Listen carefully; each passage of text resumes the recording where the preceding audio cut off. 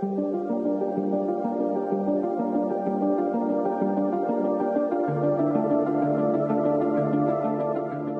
everyone. Welcome to the Construction Record Podcast. I'm digital media Warren Frey, and with me live and in person is Lindsay Cole, DCN and JOC editor. And we're together because we're both going to be going to the VRCA 2023 Awards of Excellence in a few short hours to go cover it. So, I mean, it's already happened by the time you listen to this, but make sure to check out the website because we'll have a list of everybody who won. There's going to be a bunch of social media stuff in this podcast itself because we're going to have President of the VRCA, Jeannine Martin, later on with an interview about the awards and other stuff besides. But before that, Lindsay, it's time for the traditional what's happening all across the country. Right, of course. It is time to discuss the news, if you will. Before that, I'll just add on to what Warren was saying, that each and every year we're able to present at the awards and cover it. Mm-hmm. And it's always something we look forward to in the sense that it's even suspenseful for us on who the winners are going to be. And we've often covered all of those projects. So to see some of those winners come to fruition is something that we look forward to. But nothing like it is for people winning it. Yeah, that's very true. Yeah, no, that's always nice to see. Actually, it's really good to see that part of it too, because they also have some excellent awards for women and leaders and Lifetime Achievement Awards, that kind of stuff. Yeah, so it's absolutely a great opportunity. So I'd be remiss if I didn't mention that. But now I will head into the headlines. So I have a nationally scoped story to start off with. Essentially, the Supreme Court of Canada on October 13th, not such a spooky decision, so don't think it was intentional to have it on that day, but they essentially said that there were unconstitutional elements of the Impact Assessment Act. I'm sure I don't have to say much about what the Impact Assessment is. Bill C-69 essentially is another level of federal government regulation when it oversight. Comes when it comes to taking a look at environmental factors in a project, other elements as well. So essentially this ruling was welcomed extensively by the construction industry because it ultimately means that the court agreed that it was another level of bureaucracy that wasn't needed when there was provincial jurisdiction in most of these cases anyway. Yeah, not all of them. Like, it isn't a carte blanche, we're getting rid of this thing. It's they just kind of dialed it back, really. That's right. So I thought it was quite colorful, the comment from Mike Martins, who's the president of the ICBA Alberta.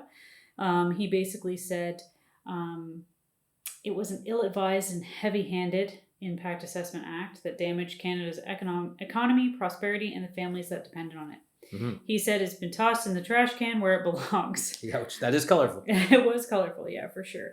The ICBA supported the province of Alberta as an intervener during the court hearings. So we also have reaction from some Ontario stakeholders and in BC too. So as I said, it's a nationally scoped story that's worth checking out because it sees where the industry put their foot forward. There's also the petroleum producer spectrum to it as well. So, I think this was a decision that was obviously very welcomed by the construction industry. Turning now to Ontario and kind of some Eastern coverage news. Recently, Angela attended the Residential Construction Council of Ontario's Housing Summit. They've been having housing summits for a couple of years now. They're pretty interesting, obviously directly talking about the housing crisis, what can be done to improve it. They have various industry stakeholders at the table, as well as experts and even politicians. So the first story that came out of it was a mayor's panel. So they had the City of Toronto Mayor Olivia Chow, City of Guelph Mayor Cam Guthrie, and the Township of Wilmot Mayor Natasha Salonen. Forgive me if I've said that wrong. What I thought was cool about this is the fact that it's like representative of the different types of municipalities out there. You got Toronto, the big guy, obviously in the forefront of a lot of the headlines. Then you have Guelph, which is still a fairly, expansive city to some extent. And then you have a smaller rural area. Who've still got problems to deal with, and they might be different than the ones that the city of Toronto is dealing with. That's right. So I thought it was a good cross spectrum of the different challenges that they face, while also some of the similar ones. Actually, one of the mayors in the story, Cam Guthrie, said as an option, brownfield rehabilitation should also be a priority. So it's pretty cool. I don't think it's necessarily groundbreaking that he said that, but the fact that he did say that shows the direction that municipality might be taking when it comes to addressing the housing crisis. Olivia Chow was pretty succinct. She said, "Speed, density, dollars, and land Yeah, are kind of sums it up. yeah, are pretty much what's needed in Toronto." So it's a good cross section, that story about where different mayors land on the housing crisis and where they have similar views. Mm-hmm. Another aspect of some Eastern news that we're reporting on, and we've reported on in the past, but it's an in-depth look at the Volkswagen EV battery plant, electric vehicle EV. It's a $7 billion project. It's going to be in St. Thomas, Ontario, which is just southeast of London. It's pretty big. It's going to cover an area of 370 acres, or 210 soccer or football fields, however you want to look at it. That's pretty big. It's pretty big. What I thought was really cool in looking at the renderings and reading Grant's story when he wrote it is some of the more green elements that they're putting in place for the plant. So, obviously electric vehicle is one way of combating the Mm-hmm. current climate crisis. But there's also a vast majority, like most of the roofs of these huge buildings have solar panels on them. So it's pretty cool. The plant itself will probably be made of structural steel, single-story buildings that are connected by walkways. So it's worth a look at, this story, because it's obviously a project that's been in headlines Mm-hmm. of late, and we did a kind of a good overarching view of it. So now we're going to turn to the West. Yes, and a very surprising story. This happened very quickly after a lot of people complaining for a long time about it. Yes, absolutely. So what's pretty cool is flush toilets are now going to be required, a legal requirement, on construction sites. Now, the Premier announced that just recently, and I will preface by saying these are construction sites of 25 workers or more. Mm-hmm. So, if you have a site of 5 guys or Like whatever, residential housing or something. yeah, it's not really gonna do that. So, or apply to that, I should say. But this is groundbreaking, actually, for Mm-hmm. the BC Building Trades Council. Yeah, it's happening in Quebec, but I don't think anywhere else besides, now here. Yeah, for sure. And Ontario has made some strides, but that's not flush toilets. Like, they've made strides with having, adequate, Mm-hmm. more adequate Yeah, washroom facilities on site, etc. emphasis on adequate. Yes. But the BC Building Trades, they kind of were a forerunner on this. They launched the Get Flush campaign previously. Mm-hmm. And they have been campaigning, quite extensively about the need for this to, if you want to encourage workers to come into an industry, you want to at least have sites. And the Premier did acknowledge that in his own quote. You want to at least have sites that are somewhat hygienic Mm-hmm. and, welcoming. And one way to do that is this. Especially after the pandemic, where everybody went out of their way to make the sites more, people within weeks had figured out ways to have different phases of people, have Mm-hmm. people avoid each other, have sanitation sites, in terms of washing your hands and stuff everywhere. So this seems kind of a no-brainer, really, in comparison. Yeah, actually, you bring up a really good point. If they were able to do it during the pandemic and rush around to get a certain, mechanisms in Mm-hmm. place, there's no reason why this can't continue. And as a result, it obviously is. Now, obviously some details need to be hashed out and are in the development, but the BC Building Trades is going to be working with the government to kind of hash out some of those details. So, a really welcome news for the industry, and Mm-hmm. Probably going to set the tone maybe for some other provinces. I would not be surprised. No, neither would I.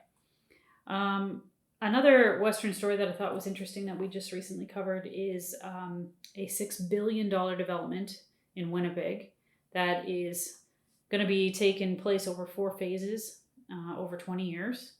It's called Southwood Circle, and it's basically going to be a 12 million square foot project and home to 20,000 people Mm-hmm. and 11,000 residences. So that is a lot of homes and a lot of work. Yeah, that's transformative for Winnipeg. It really is. So it's right next to the University of Manitoba's Fort Garry campus.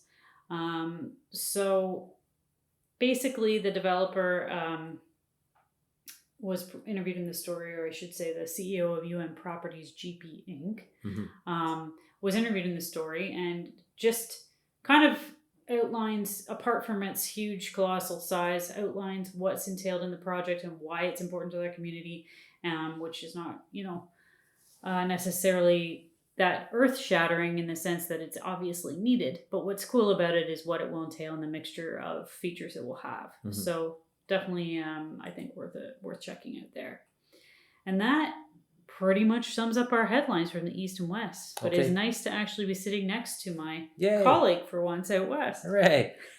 And up next, here is our interview with Jeannine Martin, president of the VRCA.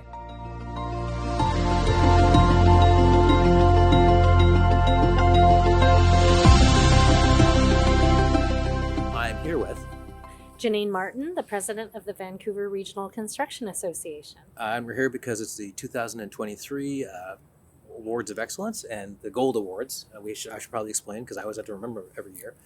A bunch of people win silver awards. This is those people who win silver awards. One of them is going to win gold tonight in each category. And there are how many categories? There are 15 categories, and then 10 additional categories for esteemed achievement in different areas such as innovation and sustainability. Are there any new categories? Because sometimes every year there's not every I year. don't think there are new categories this year. I'm just trying to think. I think it is mostly similar from last year. One of the things that is new this year is, maybe not so new, but we do have 4 lifetime members being inducted tonight, which I think is more than the usual. Yeah, because usually it's one person. Yeah, we've got 4 tonight. So okay, and without giving anything away, because although this will come out after the event, but like we talked about off mic, I actually know who won and you didn't. Yes. Don't. So which is a weird dynamic. But just in terms of larger trends, have you seen anything in terms of with silver awards? I guess which we can talk about. What kind of projects were being recognized that maybe a few years ago you wouldn't see, like in just broad industry terms? Yeah, I don't know if there are projects that you wouldn't have seen in years ago. I did notice that Ledcor has submitted the 9117, which I know some people think that VRCA is not for infrastructure or transportation, which is incorrect. I think we're for construction. And so I was glad to see that they submitted that, and that's it. And in fact are up against their own in-house team for the stack, I believe. Right, I think okay. it's the stack. Anyway, the stack is up for many awards. Many of the trades and the general submitted that. But yeah, I think maybe the one change I would see that was very visible is the size of a job like 9117. Right. Okay. Yeah. Also, more retail stuff this year than I've seen before. Yes, It does happen. agreed. But The Apple Store. The Apple Store is the one that really all struck over out, the place. which I've been to, and it is really pretty impressive. Yeah, it is a really neat store, and I think I was chatting with some of the silver award winners about it when we were at the event, the silver event, and they were saying, the standards that that store is designed and built to are next level, which is very interesting. I mean, I've been to a few of them. Not that I'm an Apple Store tourist, but I was at the one in San Francisco, which is one of the flagship ones, and this one is basically the same store in terms of how it look and feel of it. Yeah, so pretty amazing. Might even be a little bigger actually. So, and so what are just awards aside? What's it been like for the past 3 months now? I think it's 2 months, and a little bit, and it couldn't be more fantastic, Warren. The staff at VRCA are engaged and excited.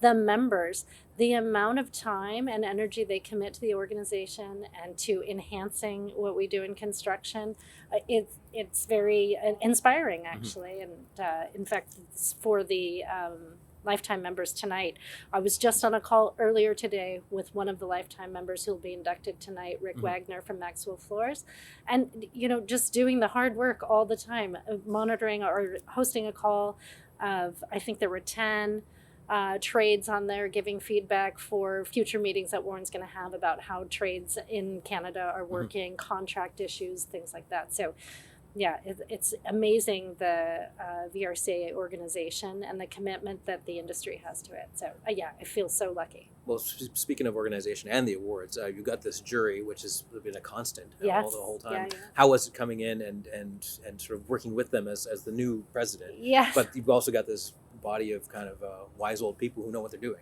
when it comes to judging things.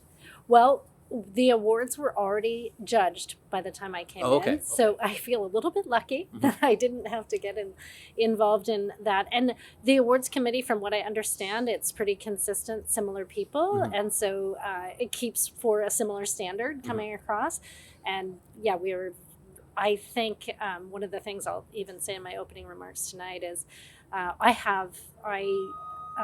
have sat on several adjudication panels in my past, and it is a very difficult task when you look at, we have 15 awards to give, and there were 107 submittals. So to narrow that down and pick the best one out of that, and you can imagine, there might be easy to move some aside, but there are a lot of fantastic projects to choose from. Now, when I first interviewed you, when you first were announced for the job, you mentioned that you have competed in these awards before. So how surreal is it to be the one who's not judging it, but sort of overseeing it? Right. Well, it's interesting because I was thinking of the years that we won and the years that we lost. And certainly the years that we won, I was thinking it's such a great feeling. Like, it's very hard to compare that feeling to a lot of other things. I think we talk a lot with my son about, core memories. I think it's a core memory when you win, when your industry recognizes you for excellence. So it's pretty fantastic. So I'm excited to be, in the lead tonight and sharing this evening with construction. And when we talked last, you talked about how you had goals within your first 100 days. How's that pursuit been going? Yes. So it's going, let me just knock on wood. It's going quite well, mostly aligned. A few things have come up that I didn't, know or didn't realize were going to take more finesse to manage and push us through. Also, we are getting much more animated and involved in the advocacy side. So going out to visit with municipal leaders to advocate for construction. That's just getting off the ground. And definitely there's some learning curve there, but I am enjoying it tremendously. And past the 100 days, because we're getting close to that, what's sort of the longer term goals that you have? Yeah, so one of the big plans that I have is in addition to creating a sustainable and effective organization, freshening our approach to education and events, because I think they're all fantastic, but let's just make sure we continue to stay ahead of the curve. But setting up a proper succession plan so that, I will not be in this job forever. And it would be great to bring someone in with some institutional knowledge, someone from the team or somebody very close to the organization who could take over. And so that's one of the goals I have, is to make sure we select that person and groom them for the next few years so they're ready to take on and really be effective at the job. And speaking of that, I've been into a number of these things, and I was going to say there's a lot of old, white, gray-haired guys, myself included, at this thing. But that's changed a lot in the last 10 years. Like, you could see it in front of you that there was a shift, more women, more people of color.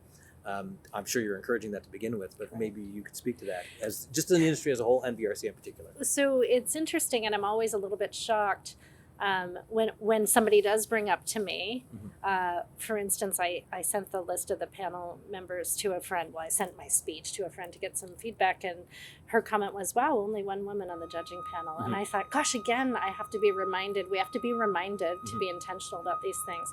So I think that we are seeing more diversity. I think VRCA itself, we just got approval at the last board meeting to create a diversity, equity, and inclusion committee. And then we'll get more focused on this and decide where the organization wants to go with that. We have Jeannine Martin from Turner Construction who's on the board, and we'd like to see more female board members for sure. And I have noticed that people have definitely gotten younger. The attendance has gotten younger as this thing's gone on, at least the time I've been in. Yeah. So, and that's interesting. So we have a young construction leaders group that's incredibly active, and they're able to bring out the industry in droves to these events, and they host several events on their own, which sometimes people say, oh, it's a young people's event, but no, they're just the hosts. They love to have everybody. So it's really gone a long way to creating engagement with that younger group, young construction leaders, we call them. Okay, and people will know by the time that goes out tomorrow morning that who's won and who's lost, but what would you like to say to the people who have won and the people who participated? Well, I would just like to say congratulations to those who won and everyone who submitted. To get to this level, to submit your project, to be that proud of it, you should congratulate yourself. Life is made up of these very small moments where you have success, and I think this is a success for everybody. And to the winners, I congratulate you, and I hope that you go back to your offices and you celebrate with your staff, because one person does not deliver these jobs. It's a whole ecosystem of a construction company. And so make sure you spread that praise around to everyone in the company when you win. Okay, thanks very much, Jeannine. Thank you.